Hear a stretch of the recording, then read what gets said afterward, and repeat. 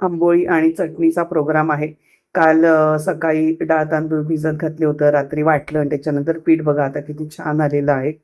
आणि त्याच्यासाठी मी घेतले आल्याचे तुकडे, मिरची, कोथिंबीर, कढीपत्ता, लिंबू आणि नारळ असा कट करून घेतलाय. हे सगळं टाकून मिक्सरमधून वाटून घेणार.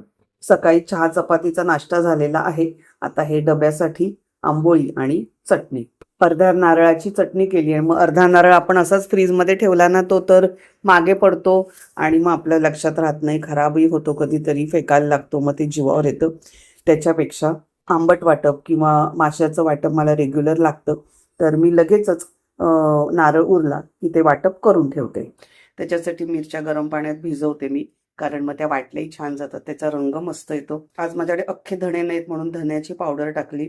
त्याच्यानंतर काळी मिरी 4-5, लसूण आणि कांदा, हे सगळं मस्तपैकी वाटून फ्रीझरमध्ये ठेवलं की पटकन माशाची आमटी म्हणा किंवा आणि काही व्हेज आंबट वाटप करून करायचं असेल ना तर ते आपण पटकन करू शकतो.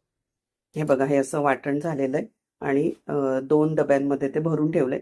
आंबे खायला घेतलं की मुलांची आठवण होते आणि इथून आंबे पाठवायचे, म्हणजे ते अगदी खराब होतात. मागच्या वेळेस आम्ही पाठवले होते, ते बरेच खराब झाले आणि तिथे आंबे मिळतात पण महाग असतात आणि इथल्यासारखी चव पण नाही, असं मुलांचं म्हणणं असतं.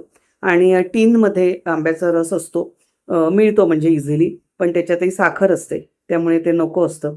तर माझी मुलगी तेजू, तिने मला रील पाठवला की मम्मी तुला वाटतंय ना आंब्याचा रस आमच्यापर्यंत यावा, तर एक रील पाठवला तिने की त्याच्यात ते आंब्याची पोळी आपण सुकवायची आणि मग ती परत जेव्हा आंब्याचा रस हवा तर तेव्हा ती गरम दुधात घालून विरघळायची की तो आंब्याचा रस होतो. तर मला आठवलं एकदम, आमच्याकडे धुळ्याला माझ्या माहेरी भरपूर ऊन आहे आणि तिथे आमची आई आंब्याच्या पोळ्या अशा सुकवून आम्हाला द्यायची. तिने तिच्या लेकीसाठी केलेलं. आज मी इथे, ऊन नाही आहे तेवढं माझ्याकडे येत, पण तरी मी ट्राय करणार आहे. अर्थात एकच ताट मी टाकून बघणार आहे की ते कसं काय व्यवस्थित राहतं.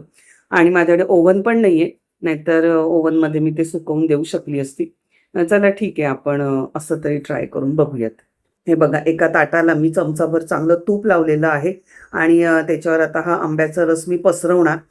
मुद्दामून मी मोठं ताट घेतलंय म्हणजे ते जरा पातळ पसरलं जाईल आणि ती पोळी छान सुकली जाईल. अशा पद्धतीने मी हे सुकत ठेवलंय आणि माझ्यासाठी आता दुपारी जेवणाला 2 आंबोळ्या आणि चटणी. ऑथेंटिक वेदाचा D10 मास्क आता मी लावते. आज मला जायचं मीरा रोडला, माझी खास फ्रेंड आहे, तिच्या मुलीचा साखरपुडा आणि आजचा दिवस बघा किती बिझी. अर्थात मला आवडतो दिवस खूप बिझी असला पाहिजे किंवा माझ्याकडे खूप काम असलं पाहिजे की मी एकदम जास्त फ्रेश राहते.